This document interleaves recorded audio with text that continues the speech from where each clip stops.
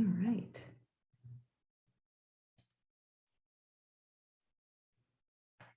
Good morning, everybody. We're going to get started here in just a few minutes. Some people might still be in the waiting room.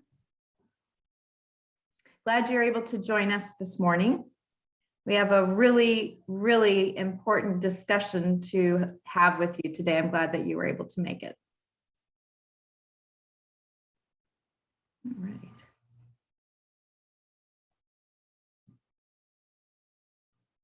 All right. Well, it is 10:01 and I like to be on time. I'm a minute late, so sorry about that, but we're going to go ahead and get started with our February roundtable for the Arizona Rural Schools Association.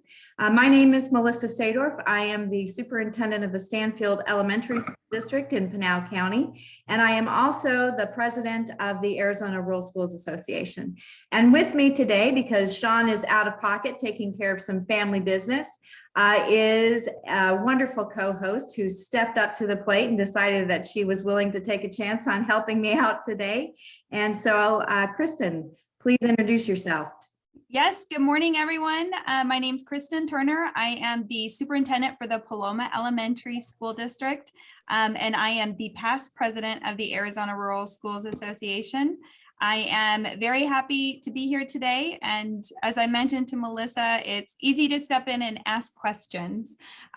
So I am excited to learn more that will be shared today. Thank you. Great. All right, so let's go ahead and get started with our content. And we're going to be going back and forth, making sure we let people in. As always, please feel free to unmute and jump in to ask questions or make comments. We welcome your active participation. Kristen and I will both be monitoring the chat to make sure that your questions are answered if that's where you're deciding to put them. But let's go ahead and introduce our guest speakers for today. We have Joe O'Reilly from the ASU Decision Center for Educational Excellence. It's a mouthful. And he has some really exciting information regarding some data that I think you're going to really be interested in as rural leaders in your communities. And so, Joe, I'm just going to turn it over to you and let you take it away. Okay, and I will introduce my co-host, co-presenter, Chris Azuna, he's a Harvard, he's a Harvard Data Fellow who's working with the Decision Center for the next 2 years. And he's taking a lead on what we're calling our post-secondary feedback reports for schools. And so he'll be doing most of the talking this morning. I just want to tell you a little bit about the center and another opportunity that's out there that we have that I want to share with you. And then I'll turn it over to Chris. I'm also at Helios and working with some other rural school districts. And so I'll be going to that after I turn it to Chris. So with that, do you want me to just start? Yeah, let's dive right in. So the Decision Center for Educational Excellence, the idea behind it is let's get all the information we have about the education system and things that impact the education system, bring together stakeholders and do things that have an impact on schools and students. So our board is Paul Luna from Helios and Michael Crow from ASU.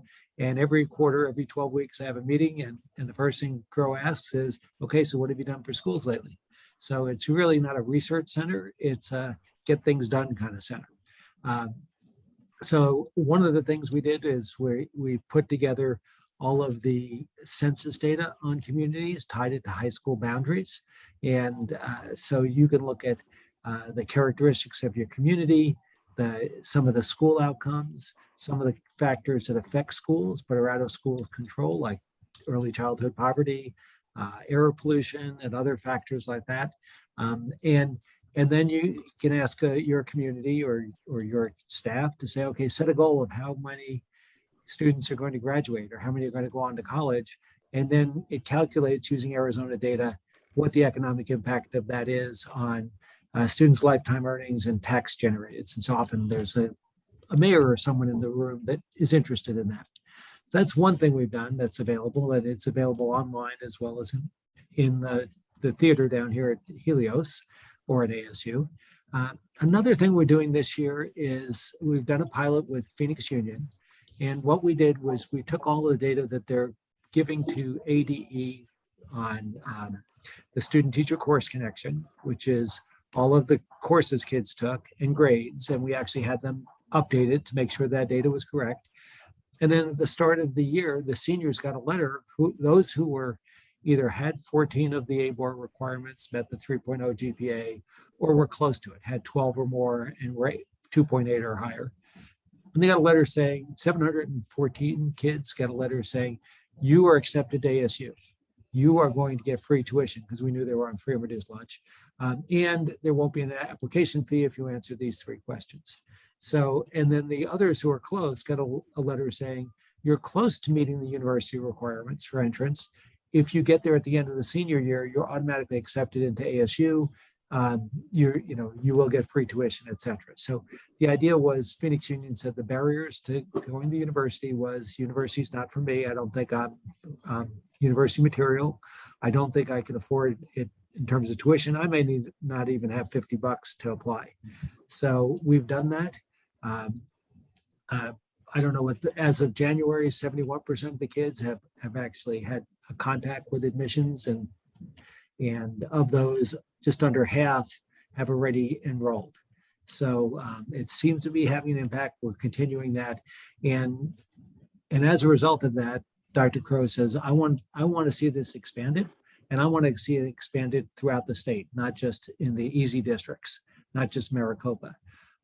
We are talking to U of A and NAU about them participating, and there will be and Helios is working with them as well. And so there will be a pilot we're doing next year offering students automatic admission. What it would require is districts being able to give us information, basically the transcript information, so we can calculate who is ABOR ready. And ideally that will be through ADE, because you already have a relationship with ADE and they have the data. We've got researchers embedded within the department who can do the calculations. And then we provide you with or a mailing group to set the letters up to go out to your students. And we set them home via US mail in Spanish and in English, so that the parents also were involved. So we're looking for other districts. I can't say how many yet, but we're looking for other districts who would be interested in doing this. And so I just want to put that out there as a possibility. If you're interested, please just email me. And I think Melissa has my email, she can share it. Before I go any further, any questions about that project? Joe, I have one, and that is, if there is a rural student that may not be able to get to main campus, but still wants to participate, does the tuition include online coursework? We will make that happen, yes. I think, the nice thing about having Dr. Crow as your board member is he makes things happen. So That's good. I will look into that. And because originally when I went to admissions and said, hey, we want to admit kids before they even apply. And they're like, hey, you don't know how admissions works. But they did, they did say, hey, that actually makes some sense. Let's see if it has an impact. That's great. Other questions? Anyone else? I have a question as well. For students that get the letters, is there the requirement to show citizenship, or would students who are going to high school also be eligible for the scholarship? And are they required to apply for the FAFSA as well? Yeah, the idea is they do apply for a FAFSA and they look at all of the sources. I know Phoenix Union had, if you did not have citizenship, you talked to your counselor and they talked about what your options were. So that was a kind of a separate discussion. So I could get more information on exactly how they did it, but Phoenix Union had a way of kind of a process for dealing with that. And they said, the kids are used to that process, just point them in this direction and we'll take it from there. And that's a good point. One of the other requirements of a district is to work with the students. So a letter is not going to make a difference if they don't have an adult talking to them about this is what the letter means. And there will be, we're trying to eliminate barriers, like applying is really hard. So I'm not even going to apply. Well, you're accepted. You have to fill out paperwork. You basically have to apply, but there still will be maybe some challenges with that. So there is some support for students that's required. Be a Leader helped at Phoenix Union. In rural areas, how do we provide support beyond what the school has? We're going to talk to Be a Leader and others. But we'll see, this is a pilot. This is the second year of a pilot. What does it take to make a difference? And to be honest, the NAU has changed their requirements. So what do we do about the NAU, students who meet the NAU requirements, but not the university requirements? So that's something we're going to have one letter from the universities, but maybe we can have a secondary letter that the districts have for students who almost meet those or meet the NAU requirements, but maybe don't have 2 years of world language or the advanced math. So that's something we're still working through. That's great. Wes, did you have a question? Yes, I did. Joe, have you communicated this to the Arizona School Counselors Association so those folks are aware of how this works and can provide possible feedback and also facilitate those conversations out in rural Arizona? So we talked to them when we first did the pilot. So and about the center in general. We haven't talked about the second year expanding that pilot yet because I want to talk to the superintendents to see who's interested and get an idea from the universities. Okay, how many can you accept? They lose in terms of state funding. They lose some money on each student that enrolls, undergraduate enrolls, and they don't want to make it up in volume necessarily, but that's what we're doing here. So they have to figure out a way of paying for those students who are taking advantage of this. So that's probably going to be a limited year too in terms of how much capacity the universities have. ASU has an advantage in that they have ways of generating money through things that Dr. Crow has come up with and others that they're willing to spend on this. So ASU has a little more capacity. NAU doesn't have the resources that ASU has, for example, but they want to participate. So we have to figure that out. So essentially, And then we'll go to the counselors once we have an idea of what the pilot will involve. So I'm sure you're aware of the Sun Corridor Network, where the 3 public universities are working together to get broadband. So this in a way would be the academic equivalent of a Sun Corridor network with the 3, or that's your vision to have this as a Sun Corridor network for the universities? Yes, the universities also have what's called the Arizona Innovation Alliance. The 3 universities are going to work together to try and implement improvements that will result in better outcomes. And this may be their first project. So we have the admissions people from NAU and U of A and ASU all involved in these discussions, as well as ABOR. Thank you. Is there anyone else that has a question on this program, which is fantastic? I'm excited about it, really looking forward to seeing it take off. And I know that it's going to be a benefit to a lot of our rural students. So congratulations on getting this program launched, and we're excited about the expansion. Yeah. And Joe, I'm sure I speak for, I hope I'm speaking for my board, since my president and my past president are looking right at me right now, but let us know how ARSA can help. Okay, we will. And since Dick Foreman's on the call, I'll mention that we're also working on a visualization that looks at what are the jobs and degrees needed for different jobs. What are the degrees being produced by the universities and community colleges? How are students coming out of high school prepared for the university, community college, CTE, or none of the above? And so that's something we're just starting to work on. But that's a visualization we have that will start with some discussions of economic development. We have it by county, and so you can really see Maricopa is the big gorilla.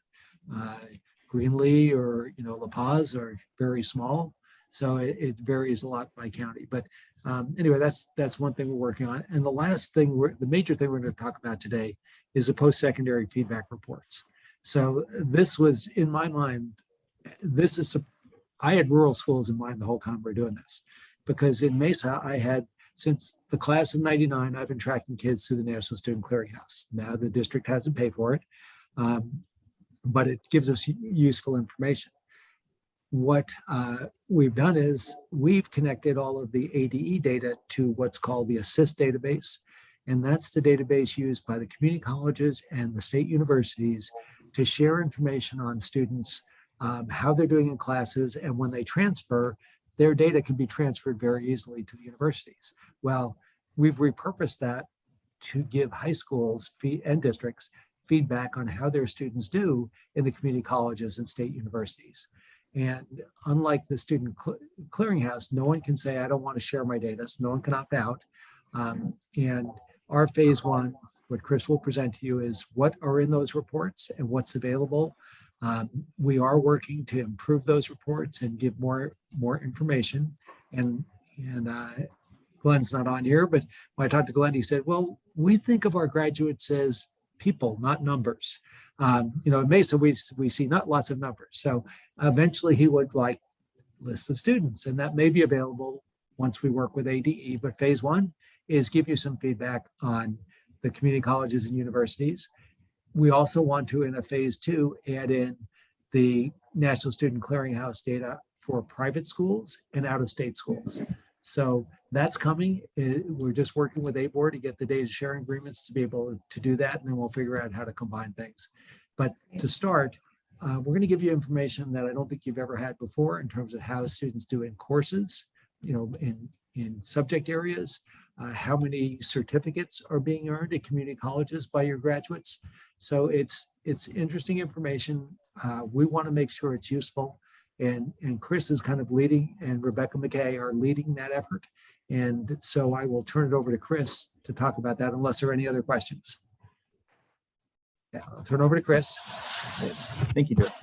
Hi, everyone. It's nice to meet you. My name is Chris Ozuna, and I work with Joe at the Decision Center. I want to share a little bit about the post-secondary feedback reports portal that Joe started describing. We call it PSFR for short. But like Joe said, it is a project that connects K-12 data from ADE to the community college and public university data through the ASSIST warehouse. So the PSFR portal is currently live right now. I'll put the link to it in the chat for you.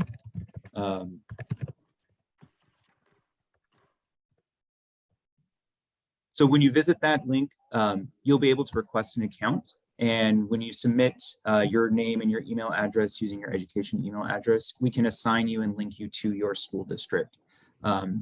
Once you have that, you'll be able to log in and see reports that are available just tied to your students. So everybody can only see themselves. You can't see anyone else except for state level reports and comparisons. So there's a series of, kind of depending on how you think of it, 5 or 6 different reports. And those reports offer feedback in a few key areas. There's a set of reports that give feedback on community college and university enrollment. So there's 2 separate reports. We're able to go back currently as far as the graduating class of 2017. And in those reports, you'll be able to see which of the public universities or community colleges students enrolled in, what their declared major or certificate field area is. And starting now, because we're sort of at like a 4-year gap, we're starting to be able to see what are the actual degrees that have been awarded to your students. There are also benchmark reports. So this is a report that lets you see how your students actually did in their university level coursework at the 100 and 200 level. So that breaks it down by subject discipline area, and it shows you how many people are successful in those classes, meaning they passed the class with an A, B, C, or a pass grade, as well as how many people withdrew from the class or were unsuccessful, which we define as a D or F or a U, depending on how the course is set up. And again, those go back as far as 2017 currently, and we're in the process of adding the information for the 2021 year. The other kind of big category of reports that we have are related to dual enrollment. So how students from your school or district fare when it comes to dual enrollment in various discipline areas. So that sort of set of reports, like I said, is available for you now. If you don't have an account already, please request one. That would be, I think, an easy thing to do just to get yourself starting to be connected. Like Jill mentioned, we are really working hard to make sure this is something that's useful for you. We want this to be a tool that, can somehow impact what your schools and your districts are doing in a way that's meaningful for you. So a few ways that we're working on that. We have a working group, a small group of people from different districts and organizations around the state. And we're really trying to make sure that we get as many different types of voices as possible because we know it's a very different context depending on where you are and who you're serving. And through that group, we've already got kind of a roadmap of some updates that we're planning for this portal so far. So I think if you're able to connect into it now, you'll start to see some of those changes rolling out in the next few months. The other key component that we want to be offering is actual support from our center. We don't want to just be pushing reports and just giving you another login or set of PDFs that you have. I'm sure you have plenty of those things already. But we really want to make ourselves available. So whether that's via Zoom, whether that's in person for you, whatever works best for you and your staff and your team, those are things that we are very interested in pursuing. So we're kind of in this first phase right now where we've got the actual infrastructure set up. We're trying to recruit people to start accessing the portal itself. And like I mentioned, we have this sort of roadmap of kind of software updates is what you can think of as, new features and new tools and that sort of thing. The second phase that we're working on that we're hoping to start launching over the summertime is a more active kind of support and intervention in PD side of things. So we want it to be something where you can reach out to us and we can offer you some of our expertise, connect you with the resources that we have available through ASU, through the Helios Foundation, and try to set that up in a way that is most useful and most impactful for you. I think especially in this rural context, we want to make sure that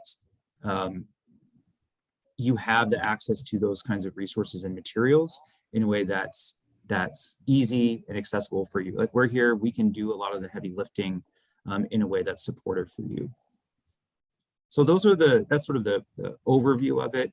I have an easy sort of, at a glance document that maybe Melissa, I can share with you after we get off here, and you can. That's perfect. Distribute or it. If you want to share it, if it's something that would be appropriate to share with the group now, or maybe log into the center and see what it is that they would be seeing if they were looking at a feedback report, that would be helpful. And while you're doing that, I have a couple of questions. Yeah. You said that you were tracking 100 and 200 level data for coursework. Do you do any tracking of remediation coursework? That's a good question. Currently, the reports do not, but that is something that we would be able to do because we have all of the community college and university coursework information. That would be probably helpful to know how are they faring if they didn't have the skills to be able to take those 100 level courses. How are they doing in the remedial coursework? Yeah, thank you. Thank you for that suggestion. And then the other question I have is around some legislation that's currently in play, and that's it's Senate Bill 1326, which is looking at the potential of using out of district credits like work job experience or athletics or those kinds of things to count as credit toward graduation. And has the center thought about how, if that does become a reality, it would be tracking that coursework in terms of what you're doing with creating a portrait of your graduates? I don't know the details of how they would be implementing that, but the way that these reports are currently set up is sort of leaning on the AZ transfer, like the assist data warehouse. Okay. So I would imagine that there would be, once it's established how those credits are kind of being reported and tracked, then that's something that we could work to pull back out from it. Okay. Yeah, okay. so if they don't know either, then I imagine that that's something that, Not yet. yeah, just needs to be talked about. Chris, I have a question as well. I was looking at the site a little bit before this presentation this morning, and I noticed that the elementary districts are not included, and there's a lot of just elementary districts. Will elementary district data be disaggregated, or will that be somewhere down the pipeline where elementary districts would have access to that information as well? Yeah, that's something that's on our roadmap. So we're thinking about sort of like a step back to almost like a feedback report for kind of like at the middle school level, what happens to your students once you move into your high school district. So yeah, that is on our roadmap to do that. And we do currently have the ability to do it. And also, since this is just a rural roundtable, there might be other superintendents on this call that do have smaller districts. Are there data limitations for number of students? If you have a small graduating class, are there certain schools that are excluded just because it would be too identifiable? Yes, thank you for reminding me about that. So the current sort of cutoff that we're using is 20, whether that's not necessarily 20 students, but 20 enrollments. So there would have to be 20 different instances of enrollments for the report to be generated. That number came from sort of just like the starting point of getting the draft and the sort of working version of this off the ground. However, because the way that we've set it up, it's not open to the public. You can't see anything without a login, and that login ties you to your specific school or district. So it would be possible for us to work out in a sharing agreement where if you didn't meet that 20-person threshold, we could, on an individual basis, still generate the reports. It's still possible. It's just we currently don't have it set up that way. Good question. And another thought, what about students who attend a high school through open enrollment where they wouldn't necessarily belong to your district? So would it count for their home origin district, or would it count through the district of open enrollment? It would count through the district of open enrollment. Okay. Yeah, it ties you to where you have graduated from. So I can show you a sample set of reports if you're interested. That'd be great. Yeah, and I think you've got sharing privileges. I'm on Joe's computer, so I just wanted to make sure that I was logged in the right way here. And I did have a quick question as well. Oh, go ahead. Bill Starler with Mountain Institute CTED. Since we share students and access to that data, is that going to be based on 80 uploads that we have? Because technically we have no graduates per se. Ours is program completion, but we share probably 98% of our students with either a public high school charter and then plus our homeschool enrollments. That's a really good question. And actually, I'd be really interested in talking with you more about that, because that's something that's come up and I haven't been able to quite get some perspective from people in a CTED specific. Okay. The way that it's currently set up is because, right, the CTEDs don't have their own graduates per se. The portal doesn't generate reports for a CTED. But an idea that we had been toying around was, well, we could still sort of generate a set of these reports just with the understanding of so that you could see how the CTED is performing, or how people do who pass through the CTED in some way, even if it's not necessarily a graduating class in the sense that everyone else thinks of it. So if I could reach out to you after this, that would be great, because I'd like to hear more about how you, what would be useful in that setup for you.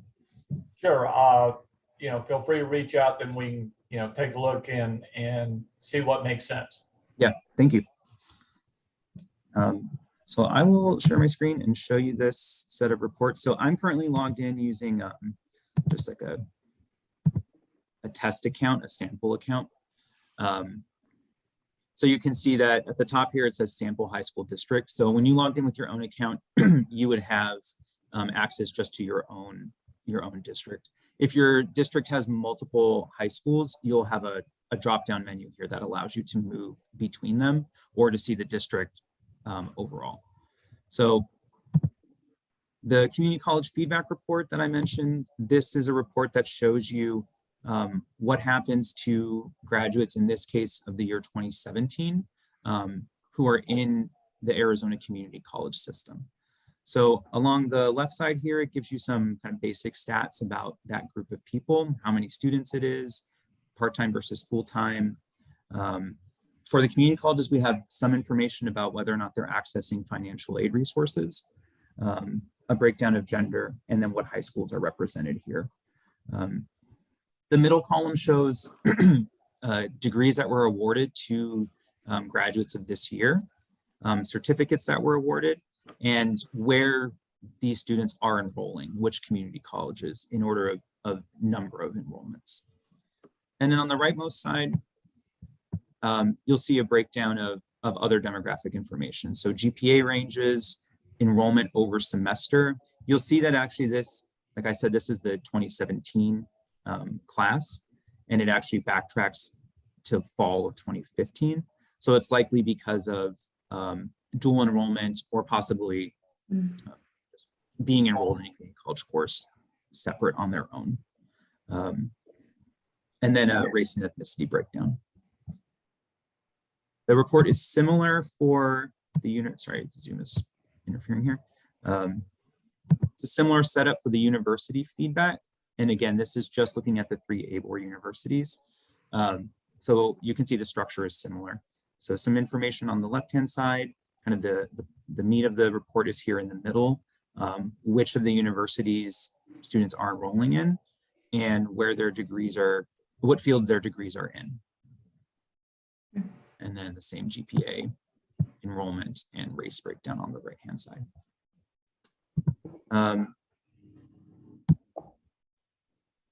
The 3-year course benchmark is separated by community college and university. So if I show you the community college benchmark, you'll see this one is a table. It breaks them out by the discipline at the college level. And then it's showing you the total number of people that were enrolled in that discipline. So for example, here it's 21 enrollments, not necessarily unique students, but enrollments. And then the number of those that were successful, which is again, passing the class with an A, B, C, or a pass, what that percentage is, how that percentage compares to the state average, the number that are unsuccessful, and the number that withdraw. One of the kind of more immediate things that we have on the roadmap for this is breaking it down into even like subcategories within a discipline. So like, for example, in math, some of the consistent first like set of feedback we've heard is like, well, we want to know what does it look like for calculus or for geometry or for stats, that sort of thing. So that's coming in the next few months here, because that's the type of thing that we're hoping can actually inform sort of some decision making in your math departments at your schools and at your districts, right? So, and the report is a similar setup for university. And you can see here where it shows you the 100 and 200 level. Dual enrollment summary, you can see this by either a summary or by a chart tool. So it's showing you just the number of dual enrollments that this district has by like kind of school year ranking across the different grade levels, and there's different categories that you can choose from here. If there's one that you want to see specifically, please let me know. I'm just trying to give you sort of a summary here of what you can expect. And then a dual enrollment by discipline. It's a similar setup to the benchmark, but this is by discipline during the high school dual enrollment period. And again, a breakdown by success and unsuccessful categories. Another thing that we are working on as sort of a future update, you'll see here that most of these reports have like a comparison to the Arizona statewide average. Like we are offering that, so it gives you just some sort of, reference point of like, well, what does this mean compared to what other people are doing? But we also know that comparing yourself to the statewide average might not be as useful as knowing like, well, what about other schools or districts that are like us? Like maybe whether that's demographic makeup that's similar to ours, geographic location that's similar to ours, those types of things. So we're working on kind of offering another set of comparison groups, like how might we be doing compared to other rural schools in these areas.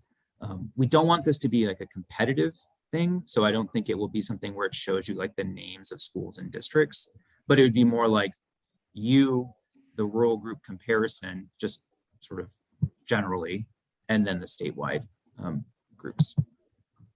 Chris, have you looked at potentially using the Auditor General's peer districts as a comparison report platform? No, I have not. Could you tell me more about that? Because Yeah, that's what we're talking about. Like, how do we, what makes up the comparison group?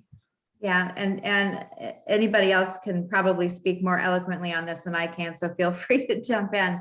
But the Auditor General puts out an annual report and you look at your peer districts and just like you're talking about, similar characteristics, whether it's size, configuration, demographics, those kinds of things. So that might be a place where you could start looking at some comparisons that would have meaning that we could potentially tie back to that report as well. So a bigger picture overall. Awesome.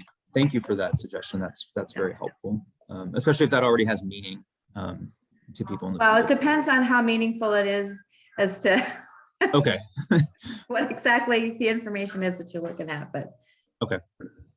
But the groups are already established. Great. So that's sort of a quick overview of what you can expect from the portal. Like I said, you can request the account for yourself on our website if you don't have one already, and we usually get through those pretty quickly within a day or two to provide you access.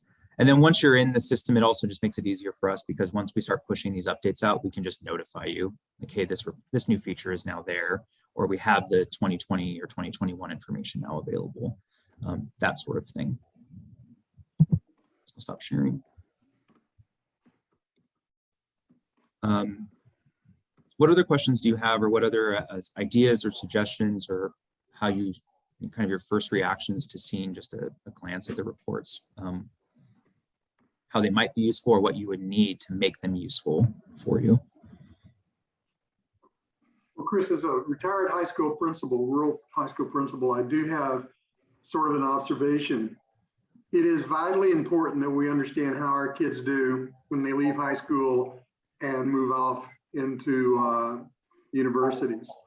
But the other thing, remember, we're in a state that still, even though it's a legacy in many places, still celebrates 8th grade graduation. Promotion, it's not graduation. Oh.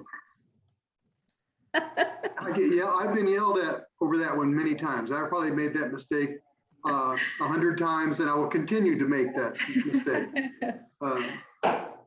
Anyway, that dynamic of how many of those kids, because it is often seen, and even if it is not graduation, which of course it's not, it is promotion, but it is seen as graduation in a lot of areas in rural Arizona.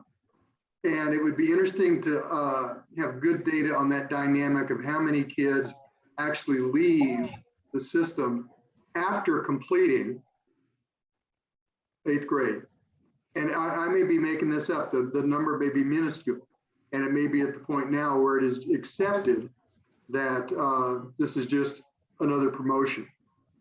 But I can't tell you how many parents celebrated 8th grade promotion was celebrated more intensely in Chino Valley than high school graduation, just in terms of time devoted to it. That's just what I hope may be a helpful observation for you guys. Yeah, no, thank you for sharing that. That is, I mean, I think that speaks even more to, like, Kristen, what you mentioned earlier about sort of wanting to know, elementary districts wanting to know sort of where they are right in this like pipeline of things. So that's useful context for me to have about, yeah, what's exactly happening in that transition from 8th to 9th. I would imagine, especially if you're actually having to move from one district to another, right? If it's an elementary only to the high school only, or moving into a unified, or however it might work for you. Well, and Just don't use the term graduation. Okay. well, and in our district too, I mean, we have some students through open enrollment, and then students go to different high school districts for high school. So it would still be very interesting to see how our students that are promoted in 8th grade from our district do in the long run as well. Yeah. Anyone else, feel free to unmute. We're a small enough group that open conversation is welcome and encouraged.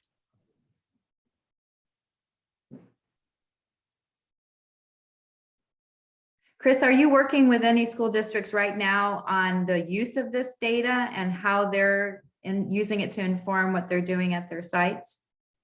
Yes, we are.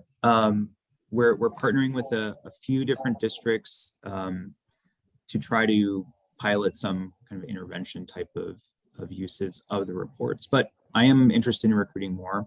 So if that's something that you are interested, or you think there's someone specific in your district who's really interested in being part of this, please let me know, because I want to try to get as much of a, capture as much of the experiences as possible. Our hope is within about a year to have in a companion with the PSFR portal and the reports is like a toolkit for here are some resources that you can access based on what you're seeing in the report, as well as trying to promote some of these different kind of working groups or consortiums of here's a group of people that are really interested in using these in math or in English or in STEM or whatever the case may be. Sure. I think it was mentioned before too, but I think the data regarding deficiencies and or remediation would still be very, very helpful. I think especially the deficiencies, I think just unfortunately in some locations, some of the ABOR required classes for admission are not even always offered. And I think having access to that data might possibly help legislation or funding or different opportunities for high school students in areas where they can't get those teachers that they need to meet some of those requirements. Yeah, I think that makes sense. And it's interesting because some of these different projects that we're working on here at our center have started from, their own independent kind of catalysts, but you can see how they're obviously going to start converging with each other and overlapping, right? Like this I think very clearly fits into what Joe was sharing about the kind of early admission or automatic admission, however you want to think about that. Another thing that we've been working on is what we're calling like ABOR readiness. So trying to actually get a handle on many schools, hopefully all, offer the needed coursework that's required to enter one of the state's universities, and trying to figure out if a school is not able to offer those things, what can we do to fill that gap, right? So whether that's working out some sort of teacher sharing system, or perhaps some sort of online component, just so that way you're able to access all the same opportunities no matter what your zip code is, I think is obviously very crucial. Any other questions for Chris? Melissa, I have a question for you that will probably loop back to Chris. Okay. What about involving Glenn Lineberry and ASOC in this? If you're looking at enhancing, if you're looking at finding teachers who can teach those sorts of classes, I think Glenn would be an excellent place to start. Yeah, and Joe and Glenn have had conversations around this before. Oh, okay. At least I know that they're familiar with each other's work. So, but Chris, that if we can help facilitate a connection or furthering that conversation, we're happy to do so. Thank you. Any other questions for Chris? I will put my All right. email in the chat just in case Awesome. something comes up. And if anyone had questions that they wanted to ask offline, or if they were interested in becoming a pilot or working with the center on getting things in place for the upcoming launch, would they just reach out to you? Yes, absolutely. Yeah. Great. All right. Well, we'll make sure that we get that information out to all of our members. And he just put it in the chat as well, his contact information. Yeah, I put my email in the chat, but I will follow up with you, Melissa and Kristen, and give you the Okay, kind of easy at a glance PDF that we have. great, great. All right. Well, I want to say thank you to Chris for taking us through all of this information. It's a lot of data to look through, but I think it's going to be really valuable moving forward. And I think it's going to be beneficial in the long run to our rural students as they transition to higher education. So really appreciate the time that you're spending on the project, number one, but then letting us know what's going on with it. So thanks for your time today. Yeah, thank you for having me here. Yeah, you bet. Well, everybody else that is here on the call, and Chris, you're welcome to stay if you want to listen to our conversation, feel free.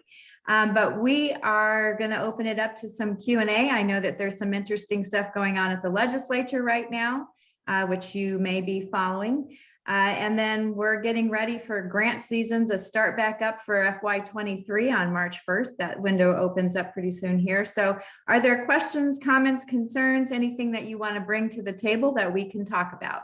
Feel free to unmute and chime in.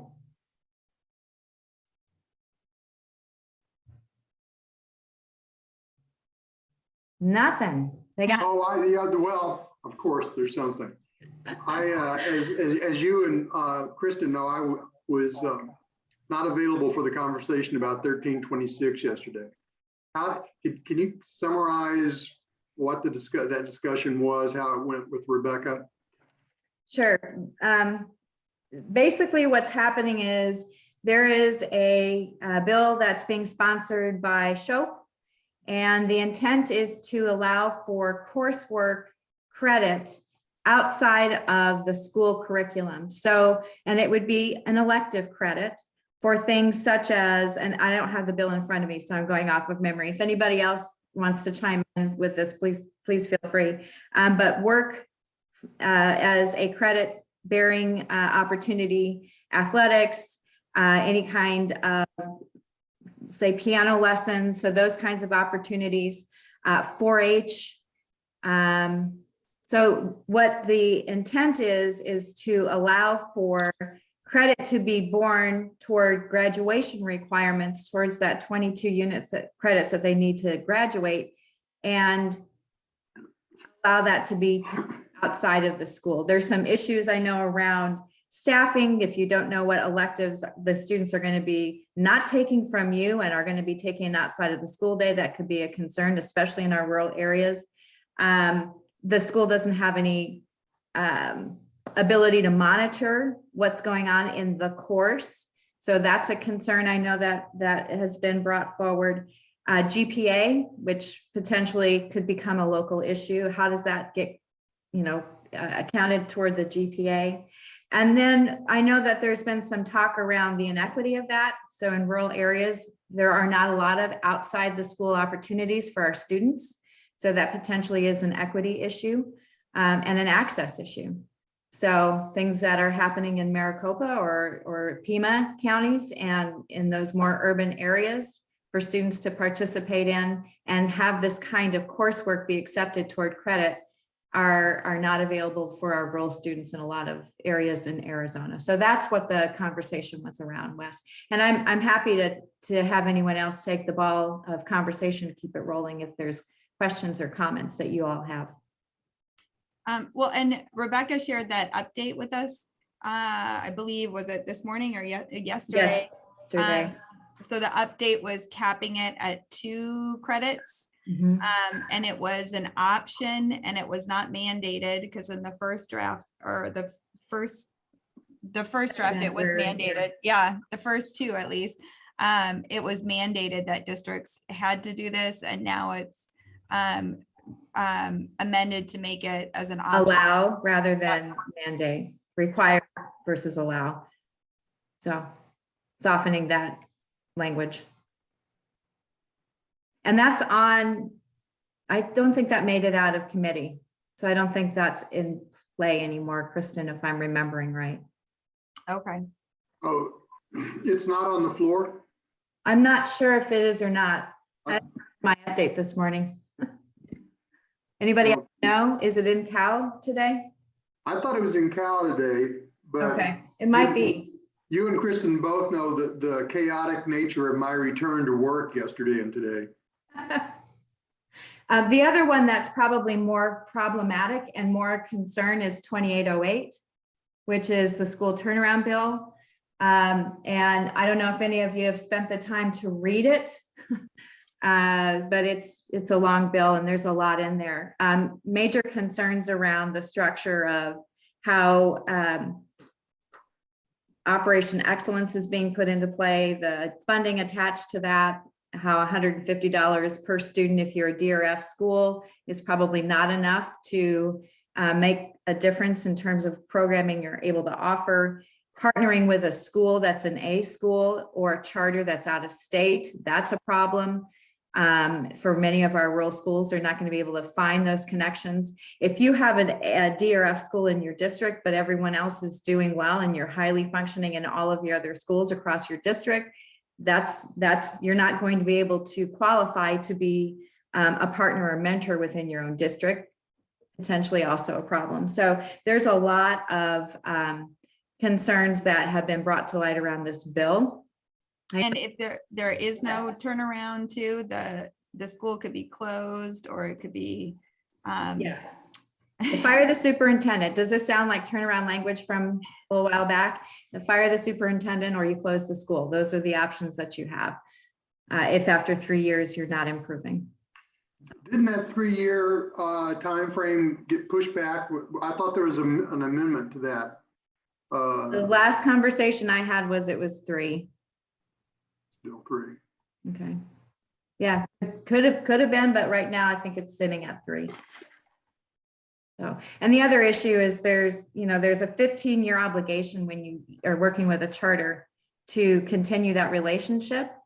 That potentially might be an issue. And there's some eminent domain language that's in that bill that they could potentially take your unused space as part of eminent domain. So I would encourage you really to, if you're concerned around DRF schools in your area or your district, that you really pay attention to this bill. It is going to be in committee today. They are going to be discussing it today. If you have an opinion about it and you have not already logged into RTS to at least log your opinion, I would encourage you to do so.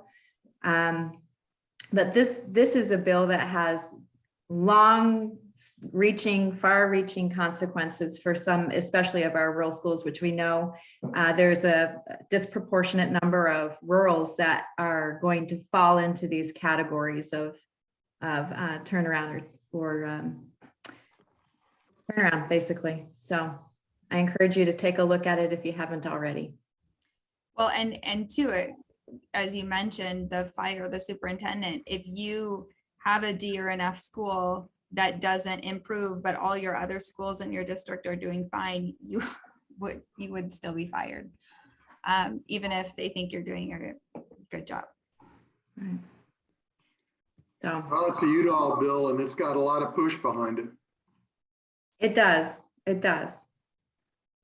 So anything else anyone wants to kind of bring down the conversation? Anything else anybody wants to talk about or celebrate? Yeah, that was a mood killer. Boy, no kidding, Wes. Of course, this has been an interesting legislative session all around. There's a lot of election bills and education bills that are interesting. Those hearings have been interesting. Yeah. And this is crossover week. So we're gonna, we're looking at crossover week this week where the bills are going over to the other house from the originating chamber. And so next week, we're going to start picking up again on where those different bills are that made it over.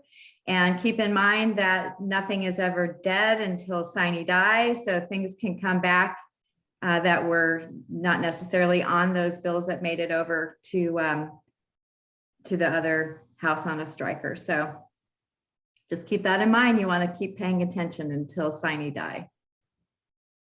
Melissa, I find myself answering questions every day by using the word interesting.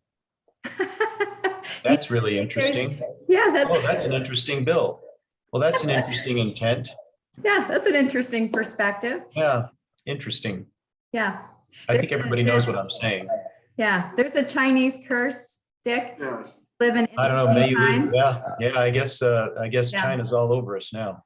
Yeah, we are definitely in interesting times. Interesting Last I times. heard, and this was before I left last week, was that Representative Udall knows that there's some serious informed opposition to this. The county school superintendents oppose it.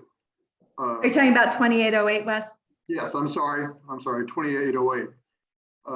They know we oppose it. And I think the last thing she said, because this bill was, I think it was the next to the last bill they heard last week, was that, well, there will be some floor amendments. I know there are problems with that. We will try to make the bill better. Right. And I think that's just whistling in the dark and kicking not to mix my metaphors, but kicking the can down the road. Well, I would encourage you to keep an eye on it because it does have some consequences, especially for our rural areas with how this is structured moving forward. So. Yeah, and I mean, if you close a one school district, a rural district. Which is where what do we those both kids are. Go to school. Yeah, where do those kids go to school? And which charter school is going to eagerly come out to the rural area to take over the school? I don't think they line up very quickly anyway. Well, remember, it's an election year. Yes, well, that's always in the background. And some legislation is designed to be a trophy. Interesting comment. There we go, interesting again. Are there any other interesting things that you guys would like to talk about? Well, the spending limit was increased, so we're good there. For this For what? year, we are. You're exactly right. It's becoming an annual track event. Yeah, I think so. I think so. Hopefully we can fix that. That would be good. All right. Well, it looks like it is the end of the time as well. Yes, it is. And so thank you, Chris. Please convey our thanks to Joe for being our guest. I really appreciate your time. And everybody else, fight the good fight and enjoy the rest of the week wherever you are. And we will see you at the next roundtable. Thanks, everybody, for joining us today. Thank you, Melissa. Thank you for letting me join you guys. Always a pleasure to have you, Dick. You're welcome anytime. Thank you, Melissa. You bet. Thank you. Bye-bye, everybody.